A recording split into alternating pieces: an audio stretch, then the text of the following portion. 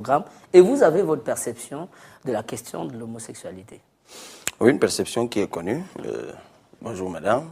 Bonjour Alors monsieur. j'ai été très amusé en vous écoutant.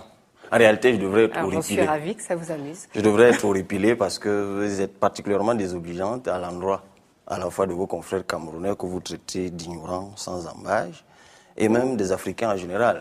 Mais on comprend bien que dans votre subconscient, vous continuez à considérer que l'Afrique, c'est le repère avec AI, peut-être de personnes Absolument sans intelligence. Pas. Le monde oui, entier parce que aussi.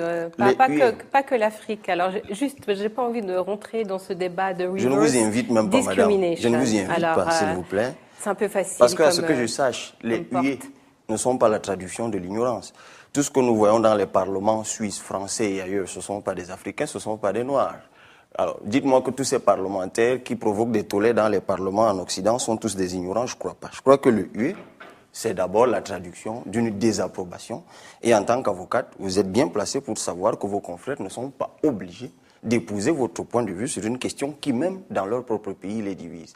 Donc, alors pense déjà, que ça, juste, excusez-moi de vous interrompre. Je pense que déjà, il doit y avoir une certaine éthique entre avocats.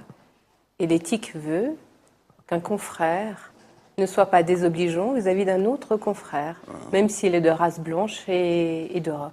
Oh, encore que jusqu'ici, on ne parle pas de race. Oui, mais vous avez introduit le sujet et je ne veux justement pas qu'on l'introduise. Je le dis malheureusement, à vous écouter, c'est cette condescendance que vous affichez, effectivement, qui est horripilante. C'est-à-dire que vous n'avez aucun respect, mais pas le moindre, pour le contexte dans lequel vous êtes. Madame, vous n'êtes pas en Suisse, vous êtes en Europe. Et on voit bien la gêne que vous avez à évoquer des questions qui, chez vous, sont difficiles, comme la question de la polygamie. Alors, comme je suis par ailleurs juriste, je sais que dans l'ordre juridique suisse, il n'y a pas de texte qui autorise une femme qui, au nom de sa dignité, choisirait d'épouser un homme en seconde noces.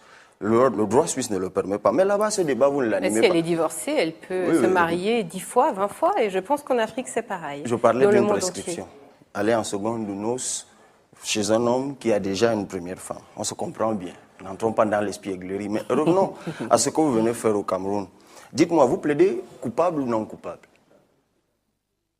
À votre avis? Non, mais répondez, je veux savoir.